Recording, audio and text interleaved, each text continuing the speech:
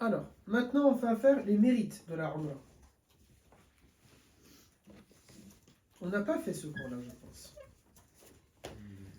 Ces mérites-là, bon, on va citer là maintenant tous les hadiths relatifs à la Umrah. Comme ça, allez maintenant vous rentrez dans la dernière phase. Ça va? Ça va? Je vois que tu regardais le sol. Ah non, j'entends que Ah. On va faire les mérites de la Umrah, c'est-à-dire tous les bienfaits. Là maintenant, quand vous rentrez dans la phase décisive, j'aurais dû peut-être commencer par ça pour vous proposer ensuite, mais c'est bien aussi de le faire maintenant. La Umrah, bien sûr, elle a beaucoup de récompenses. Certains de ces hadiths-là, je vous les ai déjà cités, ok? Donc on va juste les revoir. Et d'autres, ils seront nouveaux pour vous. Et c'est l'occasion pour vous de me demander, de me poser des questions par rapport à ces hadiths. Premièrement, Allah Azza wa Jal a associé la Umrah au pèlerinage. Et il a ordonné d'accomplir autant le Hajj que la Umrah. Ce qui est dans la croyance populaire, n'est-ce pas? Pas beaucoup répandu. Les gens pensent au contraire qu'il n'y a que le Hajj qui est obligatoire, n'est-ce pas? On est d'accord. Vous avez toujours entendu uniquement le Hajj au moins une fois dans votre vie. Or, la Umrah est également. Pourquoi? Car Allah Ta'ala donne un ordre. Il dit « Et accomplissez pour Allah le Hajj et la Umrah » dans le verset 196 de Surat Al-Baqarah. Ok? Allah Ta'ala a dit « Accomplissez pour Allah le Hajj et la Umrah ». Et on est d'accord sur « pour Allah » et non pas pour la notoriété, pour autre chose. Autre chose, deuxième bienfait, deuxième mérite de la Umrah, il a été rapporté de manière authentique que le prophète a orienté sa communauté vers le fait de profiter de la Kaaba avant qu'elle ne soit élevée durant la période de la fin des temps. C'est-à-dire que Nabi sallallahu alayhi wa sallam, il a dit aux compagnons, profitez-en, profitez-en, parce que va venir un jour où Allah Ta'ala va l'effacer de la surface de la terre à la fin des temps. Et donc il ne sera plus possible de la visiter. Ok? Et Abdullah ibn Umar, un compagnon, nous a dit, il a dit, j'ai entendu le prophète dire, profitez de cette maison, car elle a certes été détruite 2 fois, et la 3e fois, elle sera élevée. Yani, il considère Nabi alayhi salam que alors soit c'est vraiment la 3e, mais c'est pas réellement la 3e, parce que dans son histoire, elle a été détruite et reconstruite 5 fois. Donc probablement ça signifie, dans le sens, à un moment donné, elle sera totalement détruite, et plus jamais elle ne sera construite. Avec les fous qu'on a là-bas, qui sont des dirigeants, peut-être un jour elle va être détruite, tu vas dire, bah, c'est pas grave, on fait une esplanade totale, vous voyez. On va mettre un olivier, astaghfirullah, au milieu. On va mettre la photo de tel roi ou je sais pas quoi. On va mettre, vous voyez, une lumière, ils vont dire, parce que dans tous les cas, c'est le lieu, c'est pas en soi. Astaghfirullah, on ne sait pas qu'est-ce qu'ils peuvent inventer. Et le sens de ce hadith-là, nous enseignent nos savants, mes garçons, c'est de multiplier les pèlerinages et les umrah. Vous devez faire beaucoup de hajj, beaucoup de umrah. C'est pas uniquement un, ok? Faites-en beaucoup de pèlerinages et de umrah. C'est ça le sens des hadiths du prophète, alayhi salatu salam. De la même manière qu'on va vous demander de faire beaucoup de prières sunnah, de la même manière de faire beaucoup de tawaf, beaucoup de umrah, beaucoup de sa'i, etc. Et j'ai noté ici, il était d'ailleurs coutume que les compagnons, ils avaient eux l'habitude de faire la Umrah constamment. Notamment l'élève de Abdullah ibn Umar qui est Nafi', il dit « J'ai vu mon maître la faire 1 fois par an. » Ok? Il voyait son maître, Abdullah ibn Umar, le fils de Umar ibn Khattab et lui-même compagnon, faire la Umrah chaque année. Dis-moi mon gros. Inès, tu as une question? Ouais, je suis en train de réfléchir comme l'a formulé. Ouais, plus tard. D'accord. C'est qui la faisait 1 fois par an? Abdullah ibn Umar, mais d'autres aussi. Il vivait où? Il vivait à Médine. Ça coûtait combien d'affaires Alors, je vais te répondre bien. En vrai de vrai, je vais te donner une bonne réponse. Il vivait à Médine, c'est vrai. Mais pour faire le voyage de Médine à Makka, c'était 1 semaine dans le désert d'Arabie. Non, mais c'est pas comme ça. Oui, je sais. Mais mais parce que ça m'a... Non, ça passe. Mais parce que ça m'a fait penser que parfois, on va dire les compagnons, c'était plus facile. 1 semaine dans le désert d'Arabie à l'aller. 1 semaine au retour. Il faut partir avec des provisions. Il n'y a pas de supermarché au milieu. Ok? Il n'y a pas d'armes pour se protéger du soleil au milieu. Il faut partir avec les vivres pour les animaux et pour les individus. Il n'y a pas de douche. Il n'y a pas de sanitaire. C'est pénible. Et ça veut dire que l'ihram, ils vont le garder pendant 3-4 jours. Et c'est quand même assez compliqué. Et quand ils vont arriver ensuite à Makkah, il n'y a pas de chambre d'hôtel. Donc ils vont dormir dans les tentes. Ok? Et les nuits sont très froides et les journées sont très chaudes. Donc il y a aussi toute une galère en réalité avec à l'époque. Et nous, alhamdoulilah, tu peux... Oui? Mais comment ils faisaient pour la talbiya du coup? Eh bien, ils la font pendant 3-4 jours. Exactement, ils la font pendant 3-4 jours. Et aujourd'hui, les gens, pendant 3-4 heures, ils ne veulent pas la faire. Même pas 3-4 heures. Tu vas quitter Masjid Aïcha, le miqat de Masjid Aïcha qui est dans Mecca. C'est 30-40 minutes en bus et tu vas pas les entendre la faire. Tu vas pas les entendre. Vous allez en trouver. Nous, par exemple, on va être 10 à la faire.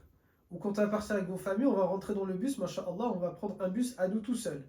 On va rentrer dans le bus, ok? Et quand on va rentrer comme ça dans le bus, vous allez trouver quelqu'un, il est assis, il est là, il est en habit d'ihram, et il ne veut pas la faire. Alors peut-être, il ne sait pas, vous allez me dire, quand même, si tu entends 20, 30, 40 personnes la faire, c'est un peu facile à la faire. Vous avez dit, le prophète, il avait dit que le fait de multiplier les Umrah, ça efface les péchés et la pauvreté. Là, on va faire plusieurs Umrah. Aïwa. C'est considéré comme une ou plusieurs? Non, c'est plusieurs Umrah. Mais elles sont dans un laps de temps réduit. C'est plutôt, là, quand on en fait plusieurs dans un laps de temps réduit, si elles sont toutes acceptées, ça rentre. Mais on en fait beaucoup dans un laps de temps réduit. Pourquoi? Au cas où l'une d'entre elles n'a pas été acceptée. Pour essayer le plus possible d'en avoir au moins une qui est acceptée par Allah. C'est ça l'objectif. Mais oui, ça pourrait rentrer dans ça. Ah ouais, exactement. Tu mets des tas de maths là. Il Il rentre pas de Non, je pense qu'il faut... C'est une question. C'est quand tu vas revenir. C'est plutôt quand tu as refait l'effort de revenir. Dis-moi. J'avais vu sur Twitter. Mais c'est une bonne question. J'ai vu sur Twitter, c'était à Médine, à la mosquée du prophète, il y avait des gens sur l'esplanade, ils étaient en train de ramper. Ils mettaient les mains derrière le dos et ils étaient en train d'avancer vers la mosquée. C'est quoi ça? Et il y avait quelqu'un qui a mis le poste, il a dit c'est quoi ça Voilà, c'est quoi ça? C'est Exactement. quoi ça?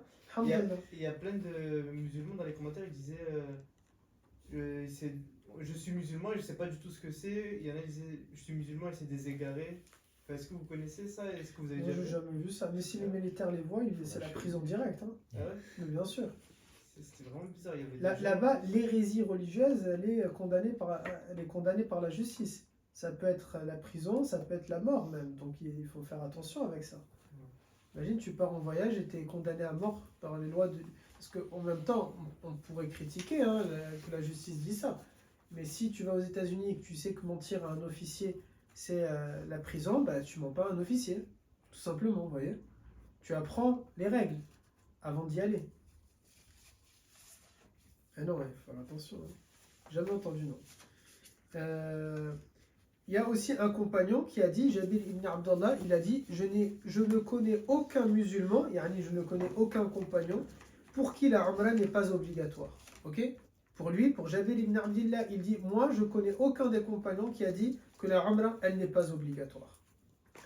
Vous avez l'autre compagnon qui est Zayd ibn Thabit. Zayd ibn Thabit qui est un grand compagnon bien sûr. Il a dit, à propos d'une personne qui va faire la Umrah avant le pèlerinage, qui fait la Umrah avant le Hajj, c'est ça, il dit, ce sont deux rites pour Allah qui te sont obligatoires et que tu accomplisses l'un ou l'autre en premier ne te nuira en rien. Yani, tu choisis ce que tu veux faire, Umrah ou Hajj en premier, mais les deux, ils sont obligatoires.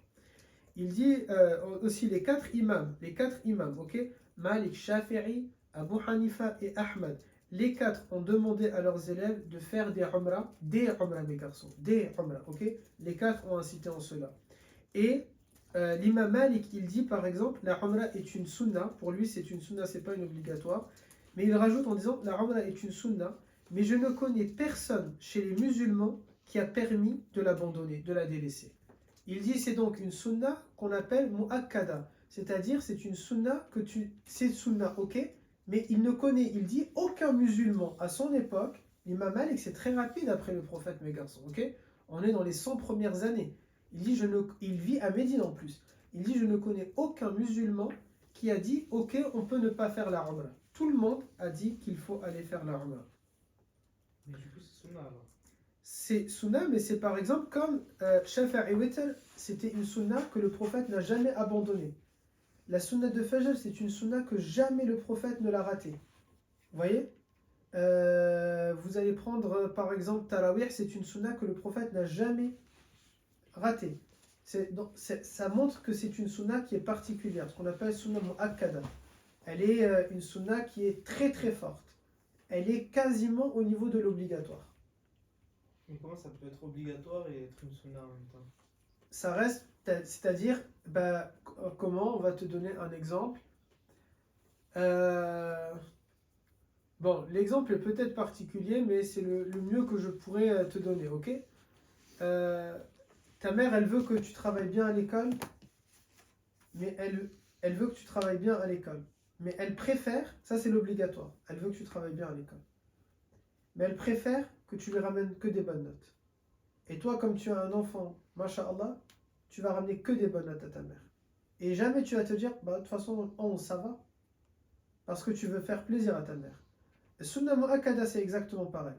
Allah Ta'ala ne m'a peut-être pas obligé, mais je sais qu'il veut que je le fasse, donc je vais le faire de cette manière-là. Vous comprenez? C'est de cette façon-là, sunna mu'akkada.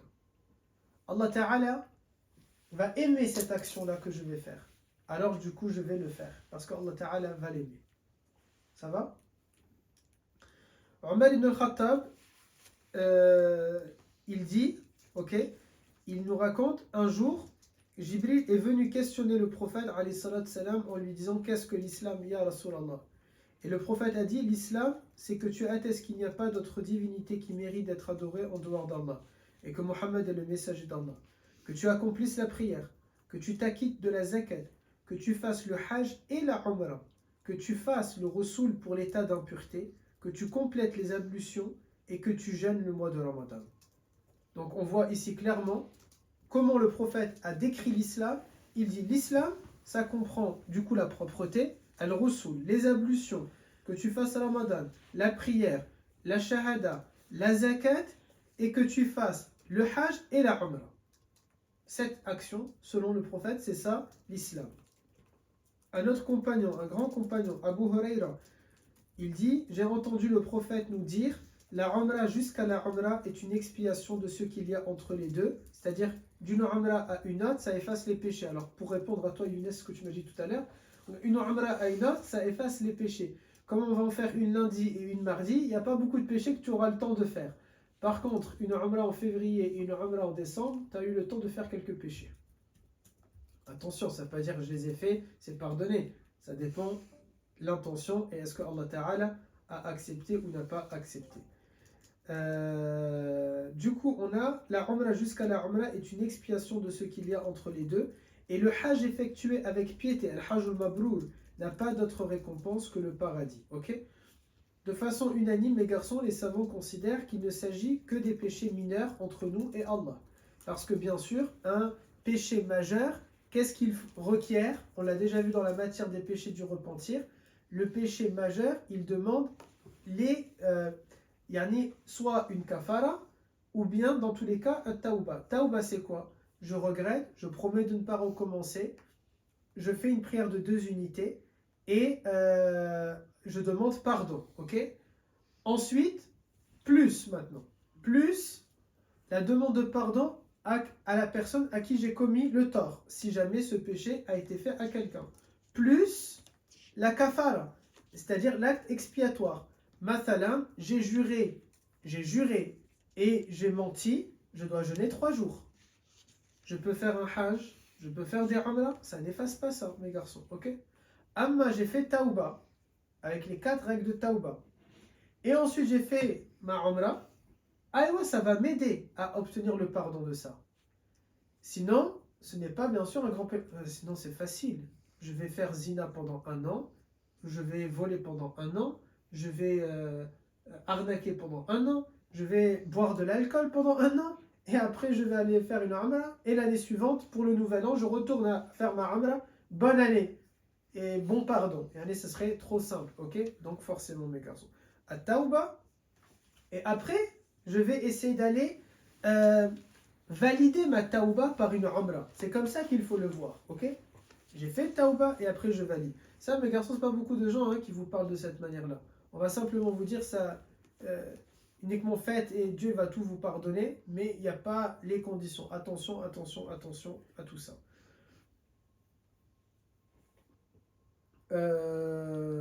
Tac, tac, tac. L'imam al-Nawawi, qui est un grand imam, il dit: ainsi la personne a des petits péchés, alors ils sont effacés. Si la personne n'a pas de petits péchés ni de grands péchés, alors il lui est inscrit des bonnes actions et elle est élevée en degrés. Et enfin, si la personne a un ou des grands péchés et n'a pas de petits péchés, alors nous espérons que ces grands péchés soient allégés, mais ils ne sont pas pardonnés. Ok? On espère que ça va au moins à minima alléger la sentence. C'est l'avis, on va dire, le plus cool qui peut exister concernant ça. Un compagnon qui s'appelle Abul Muntafiq, il dit: je suis allé à Mecca et j'ai demandé au prophète sallallahu alayhi wa sallam. J'ai demandé après le prophète sallallahu alayhi wa sallam. Les compagnons m'ont dit: il est à Arafat. Je suis donc allé le trouver et j'ai voulu m'approcher de lui, mais ils me l'ont interdit. D'autres compagnons ne l'ont pas laissé s'approcher du prophète. Je ne sais pas pourquoi. Alors le prophète a dit: laissez-le. Je me suis alors approché de lui au point où les têtes de nos montures se sont croisées. C'est-à-dire on était quasiment, la tête du cheval contre celle de l'autre cheval. Je lui ai dit: Ya Rasulallah, informe-moi de ce qui va m'éloigner du châtiment d'Allah et qui va me faire rentrer dans le paradis. C'est quelque chose qui vous intéresse. Le prophète m'a dit, sallallahu alayhi wa sallam, que tu adores Allah et tu ne lui associes rien. Tu accomplis la prière obligatoire. Tu t'acquittes de l'aumône obligatoire. Tu jeûnes le mois de Ramadan. Tu fais le hajj et la umrah. Et regarde ce que tu aimes que les gens fassent avec toi et tu le fais pour eux. Et ce que tu détestes que les gens te fassent, tu ne leur fais pas. Ok? Voilà un des moyens pour accéder bi'idnillah au paradis. D'après Jabir ibn Abdillah, un autre compagnon du prophète, il dit: j'ai entendu le bien-aimé nous dire: ceux qui font le hajj et la umrah sont les invités d'Allah. Il les a invités et ils ont répondu, et ils lui ont demandé et il leur a donné. Ok? Ça, ce hadith, mes garçons, je l'ai expérimenté. On est les invités de Rahman, on lui demande et il, Azza wa Jal, nous répond, Inch'Allah. Abdullah ibn Umar dit: j'ai dit à Rasulallah, conseille-moi au messager de Dieu. Et le prophète a dit: adore Allah et ne lui associe rien. Accomplis la prière, acquitte-toi de la zakat. Regardez le nombre de compagnons qui ont demandé, et il leur dit la même chose, n'est-ce pas? Adore Allah et ne lui associe rien. Accomplis la prière. Vous avez parfois un grand problème avec la prière, vous, et après vous espérez que Allah Ta'ala il vous facilite. Acquitte-toi de la zakat. Jeûne le mois de Ramadan. Fais le hajj et la umrah. Écoute et obéis. Et contente-toi de ce qui est apparent et prends garde à ce qui est caché. C'est-à-dire se contenter vis-à-vis des autres de ce qui est apparent et ne pas chercher à découvrir des choses chez eux qui ont été cachées. Abdullah ibn Mas'ud a dit: j'ai entendu notre bien-aimé nous dire: faites suivre, multipliez entre le hajj et la umrah, car ils éliminent la pauvreté et les péchés comme le soufflet élimine les impuretés du fer, de l'or et de l'argent. Et le hajj effectué avec piété n'aura aucune autre récompense que le paradis. Et ça, mes garçons, ça montre aussi concernant, reste avec nous, Wassim, Allah yardari, ça montre aussi la question financière. Vous ne pouvez pas vous dire: j'ai pas d'argent, mes garçons. Prenez un exemple, on ne va pas trop développer sur ce point-là, mais imaginons, moi je connais quelqu'un dans ma famille, Mathalan, il avait de l'argent, de côté. Et un an après, il se plaint toujours de sa situation financière. Pendant un an, il n'a rien fait de son argent. Pendant un an, il n'a rien fait de son argent. Il ne va pas l'investir, il ne va pas la travailler, il ne va pas faire un projet, rien. Et il ne va pas vouloir faire le moindre projet pour ne pas toucher à cet argent. Parce qu'il se dit quoi? Si je dépense, ça y est, mon argent, il est parti. Ce n'est pas de la umrah, vous ne pouvez pas, ou le hajj, ne le voyez pas ainsi. Même si c'est vrai, maintenant les gens ils disent le hajj est trop cher. Ne le voyez pas de cette manière-là. Car, selon ce hadith, c'est un investissement financier. Et si je vous donne un exemple, si je vais vous dire: donne-moi 10 000 euros, et Inch'Allah Ta'ala, tu auras 15 000 euros. Vous allez vouloir le faire. Le hajj, mes garçons, et la umrah, c'est exactement la même chose. Mais pour que ça marche, il n'y a pas un hajj et il n'y a pas une umrah. Selon le hadith de Abdullah ibn Mas'ud, multipliez-les. Et là, oui, ça va faire son effet. Multiplier, ça ne veut pas dire faites-le 2 fois et. Multiplier, faites. Et ça va finir par engranger à un moment donné, tout simplement. Ok? Tout simplement, la roue, elle va s'enclencher à un moment donné. Tout simplement, il faut se lancer. Et ça, c'est dans la croyance populaire. Il y a des gens, ils ont de l'argent et ils ne veulent pas l'investir parce que pour eux, mon argent est parti là, c'est un investissement ou c'est pas un investissement? D'ailleurs, beaucoup de gens aussi, quand ils parlent, qu'est-ce qu'ils disent? Mathalan, ils vont dire, j'ai investi dans un téléphone. Tu n'as pas investi dans un téléphone. Un téléphone, tu ne vas jamais le revendre plus cher que sa valeur. C'est pas un investissement. Vous voyez, ça souvent, c'est vous, dans votre génération, vous parlez de cette manière-là. Ah, j'ai investi dans des habits. C'est pas un investissement des habits. C'est un plaisir. C'est pas un investissement. Un investissement, c'est quelque chose que j'ai acheté et il va me rapporter de l'argent. Soit à la revente, soit pendant que je l'ai, il me rapporte de l'argent. Mathalan, j'ai acheté une voiture. Peut-être à la revente, elle ne va pas me rapporter plus. Elle peut être un investissement comment? Parce qu'elle me permet d'aller travailler. Parce qu'elle me permet de faire telle action, telle chose. Ok? Et là, il n'y a pas de problème. J'ai acheté un PC. Ce PC-là, je ne vais jamais le revendre plus cher. Il est un investissement pourquoi? Parce qu'il me fait gagner du temps dans mon traitement de texte. Parce qu'il est plus fluide. Parce que ma productivité a augmenté. Je prends un abonnement ChatGPT, c'est un investissement pourquoi? Parce que ça me permet de gagner du temps. Là oui, je ne vais pas revendre ChatGPT plus cher, mais j'ai gagné du temps. C'est donc un investissement. Ok, vous comprenez? Alors là, mes garçons, c'est exactement pareil. Elle est un investissement. C'est un vrai investissement, mes garçons. Ensuite, il y a un autre compagnon encore, Samura ibn Jundub. Il dit, le prophète a dit, accomplissez la prière, donnez la zakat, faites le hajj, faites la umrah et observez la droiture dans votre vie, alors on sera droit avec vous. Abdullah ibn Mas'ud, il dit, il n'y a pas un croyant qui passe la journée en état de sacralisation, ok? Il n'y a pas un croyant sur terre, à Makkah du coup, parce qu'il n'y a que là-bas. Il n'y a pas un croyant qui est en ihram, ok? Qui est avec son ihram, dans le cas de la sacralisation, il n'a pas porté pour aller juste comme ça, qui passe une journée en état de sacralisation sans que le soleil, mes garçons, sans que le soleil ne disparaisse avec ses péchés. C'est-à-dire, Yani, tu t'es levé le matin, tu portes l'ihram, le soleil ne va pas se coucher sans que tes péchés se sont en allés avec. Ça montre quelque chose, mes garçons. Mais comment tu as passé cette journée en état d'ihram? C'est ça que vous devez vous dire. Alors, ça, forcément, ça ne veut pas dire que vous avez passé la journée entière. Non.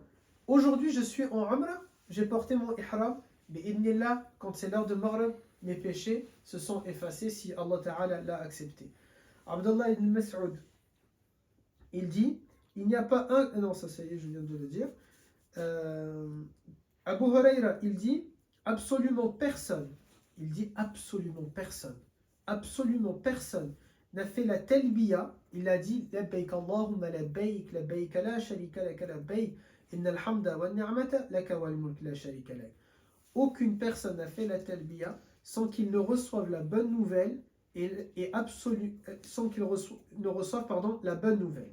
Et absolument personne n'a fait le takbir, de dire Allahu Akbar, sans qu'il ne reçoive la bonne nouvelle. Et ses élèves à Abu Huraira, donc les tabi'i, ils lui ont dit la bonne nouvelle du paradis, et il répond, pardon, Abu Huraira, il dit, c'est le prophète qui a dit ça, c'est pas les élèves d'Abu Huraira. Abu Huraira, il dit, le prophète nous a dit cette parole-là, ok? Absolument personne ne fait la talbiya sans qu'il ne reçoive la bonne nouvelle. Et absolument personne ne fait le takbir sans qu'il reçoive la bonne nouvelle. Et Abu Huraira, il nous dit, et on lui a demandé la bonne nouvelle du paradis à Rasulallah, et il a répondu oui. J'ai failli le dire en turc, evet. D'après Abdullah ibn Umar, le prophète a dit, concernant le rasage de ta tête, tu as pour chaque cheveu que... Oh, Reda, c'est pour toi. Tu as pour chaque cheveu que tu as rasé une bonne action et un péché qui t'est enlevé.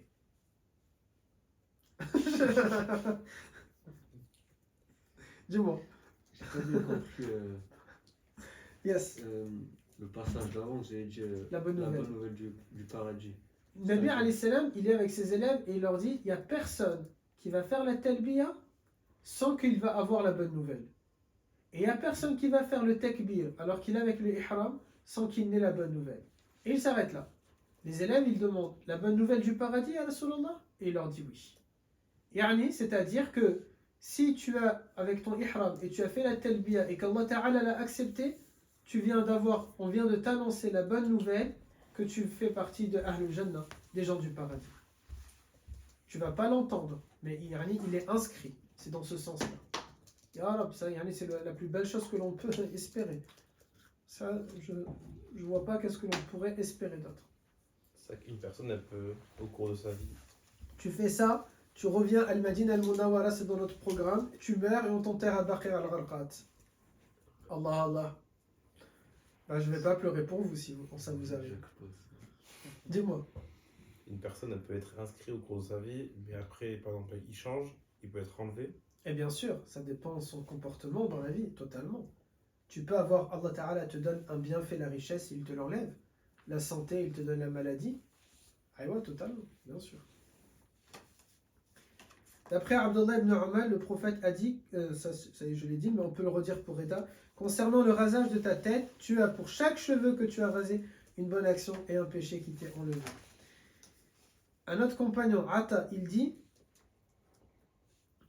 plutôt Atta c'est un tabi'i, il dit, mon maître Abdullah ibn Umar a dit qu'il a entendu le prophète dire, celui qui fait 7 tours autour de la maison et prie 2 unités de prière est comme le jour où sa mère l'a mis au monde. Ok? Si bien sûr le tawaf a été accepté. Toujours, toujours.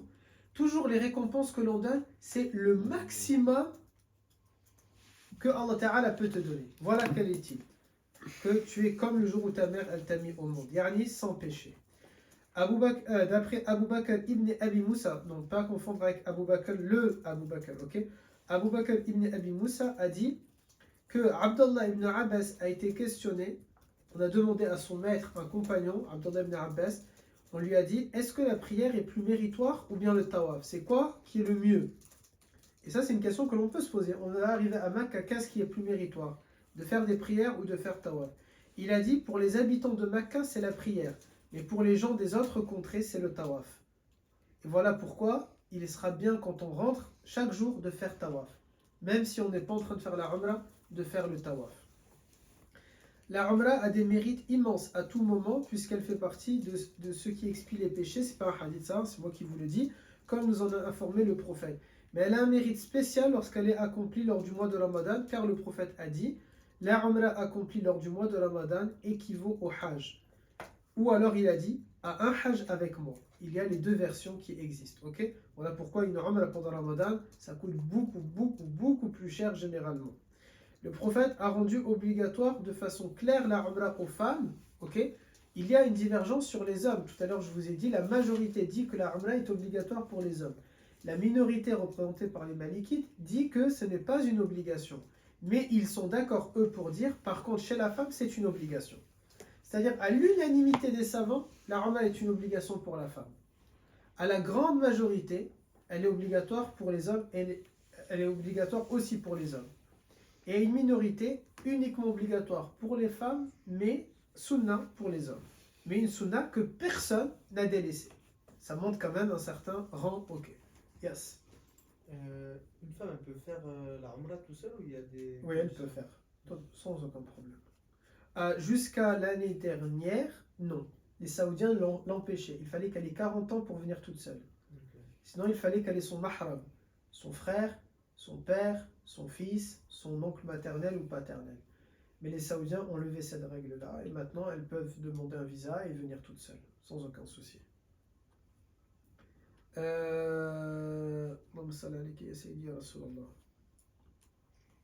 gens en général, ils pensent qu'il faut toujours le mahram, mais... Ceux qui sont tendance salafistes, ils disent ça, oui. Ceux qui sont tendance salafistes, ils pensent ça. Le prophète, il dit concernant la umrah des femmes, c'est le combat de leur vie. Le combat de leur vie. Un combat, mes garçons, il ne se mène pas en une bataille, hein, on est d'accord. Un combat, c'est un combat. C'est pas une guerre. Une guerre, c'est une fois. Un combat, c'est au quotidien. C'est le combat de leur vie. Et attention, c'est pas parce qu'elle est sexiste, cette parole-là, ou dans le sens parce que les hommes, ils ont un autre type de combat. Non. Tout simplement, le prophète, sallallahu alayhi wa sallam, il a dit ça de elle. Et ça n'empêche pas que la majorité considère que c'est aussi une obligation pour l'homme. Donc ça ne changerait rien. On sait aussi que le tawaf, les pas du tawaf, chaque pas du tawaf, mes garçons, il augmente des hasanats et il enlève des péchés. Et le prophète a dit, dans ce sens-là, celui qui fait at-tawaf autour de la maison ne lève pas un pied et ne pose pas l'autre sans qu'Allah ne lui accorde une bonne action, lui efface une mauvaise et l'élève pour cela d'un degré. Du coup, Ok. il y en a qui font exprès des petits pas, du coup. C'est possible, peut-être, peut-être. D'après Ibn Umar, le prophète a dit, celui qui procède au tawaf complètement au cours d'une semaine, ok, celui qui va faire un tawaf lors d'une semaine, puis effectue 2 rak'ah, aura fait l'équivalent comme s'il a affranchi un esclave. Et c'est une récompense qui est très méritoire en islam de sortir quelqu'un de l'esclavagisme.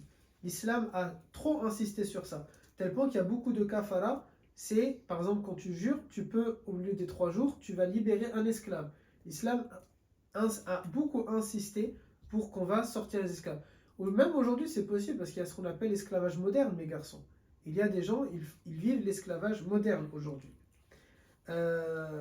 D'après Ibn Umar, qui a dit à propos du fait de toucher la pierre noire et l'angle yéménite pendant le tawaf, il dit, j'ai entendu le messager d'Allah dire, le fait de les toucher, l'angle yéménite et la pierre noire, entraîne la rémission des péchés. Ça entraîne l'effacement de vos péchés. Le sa'i entre Safa et Marwa aussi, elle est la cause qui peut amener Allah à être reconnaissant à l'égard de son serviteur et le récompenser. En effet, Allah Ta'ala, mes garçons, il dit dans le Coran, et quiconque fait de son propre gré une bonne œuvre, alors Allah est reconnaissant, omniscient. Ce verset-là, celui qu'on a cité tout à l'heure, Inna Safa wal Marwata min sha'airillah, faman hajja al-bayta aw i'tamara, fala junaha alayhi, an yatawafa bihima. Et Allah Ta'ala finit, il dit par rapport à Safa et Marwa, celui qui va le faire de son plein gré, etc. Allah Ta'ala finit ce verset-là en disant, quiconque le fait de son propre gré, quiconque fait de son propre gré une bonne œuvre, yani meaning Safa et Marwa, alors Allah est reconnaissant et omniscient. Yani Allah Ta'ala sera satisfait de toi et il te récompensera pour avoir fait As-Safa et Al-Marwa. J'ai une question. Yes. C'est quoi l'action qui... On t'entend doucement tout d'un coup, comment ça se fait? Ah, ça vient de moi, vas-y. Non? Non, vas-y, dis-moi. C'est quoi l'action qui permet de faire comme si on avait sorti quelqu'un de l'esclavage? Oui, c'est le fait, on a dit, de... Pardon, ça va le fait de toucher... Non, c'est pas de toucher. Qu'est-ce que j'ai dit tout à l'heure? C'était quoi? De faire tawaf. Allez, bon. Ok, merci. De rien. Je t'attendais à un grand truc, je crois. Le prophète a dit, les gens les plus détestés par Allah sont de 3 catégories. Ok? Il y a 3 catégories.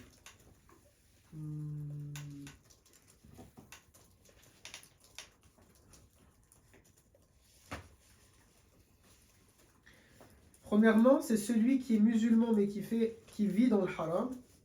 Celui qui veut pratiquer dans l'islam une habitude de la période anté-islamique, de la jahiliya, il veut apporter du shirk. Et une personne qui fait couler le sang d'une autre personne. Et pourquoi je l'ai mis à cet endroit-là, ce hadith-là? C'est une très bonne question.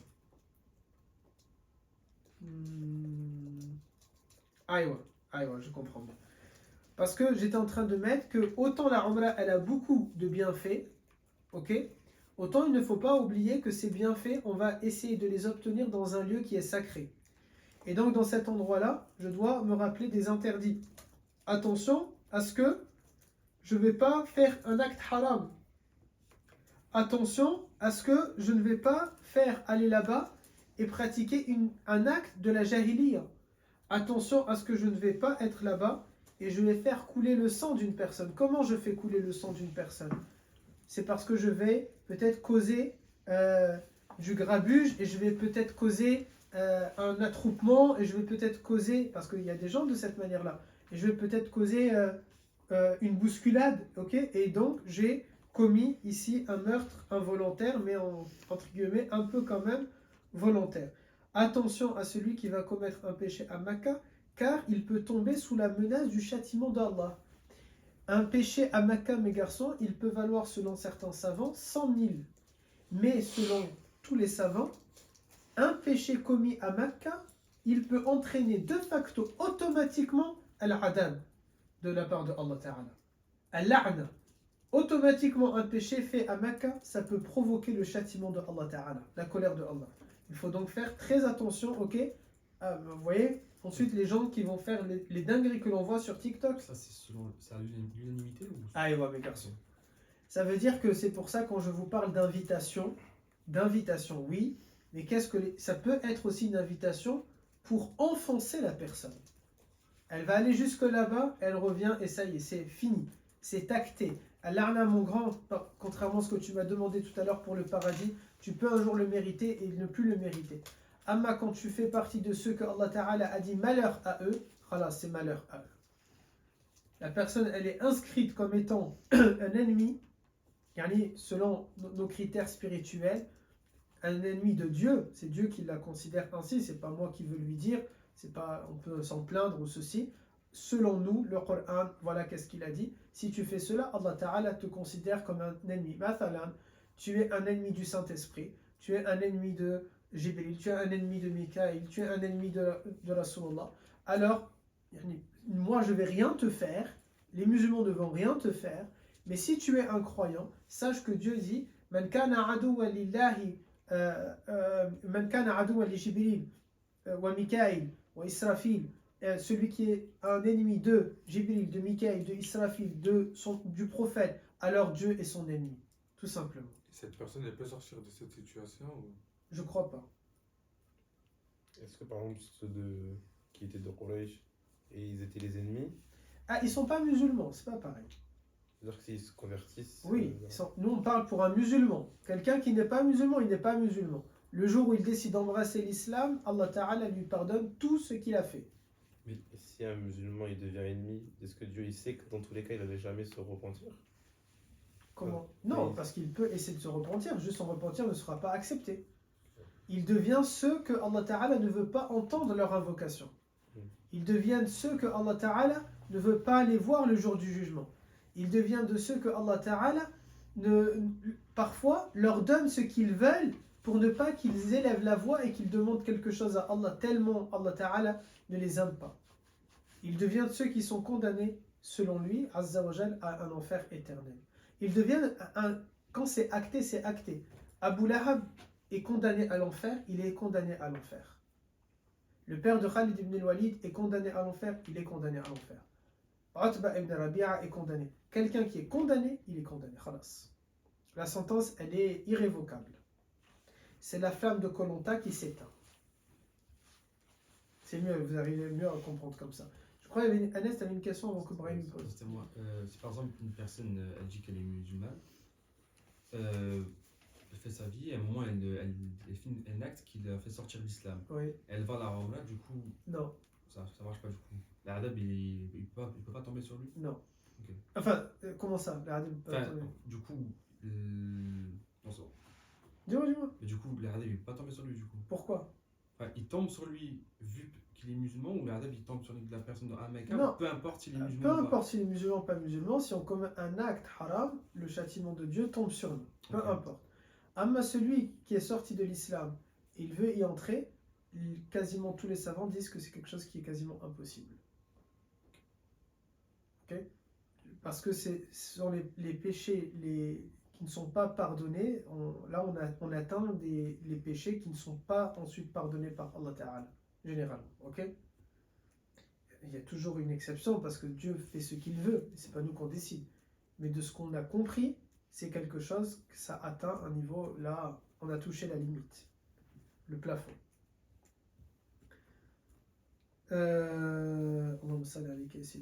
Voilà pour les bienfaits. Est-ce que vous avez des questions, mes garçons? Non.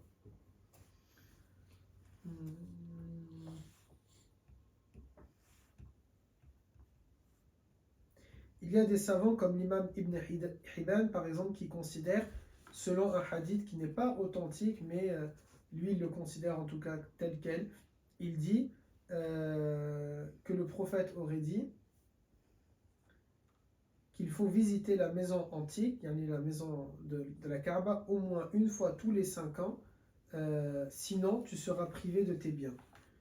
Allahu a'lam, mais en tout cas, même si c'est pas tous les 5 ans, on voit clairement avec tout ça que déjà c'est bien d'y aller, et en plus de ça on a parlé, multiplier, faites-le faites-les suivre, etc., etc.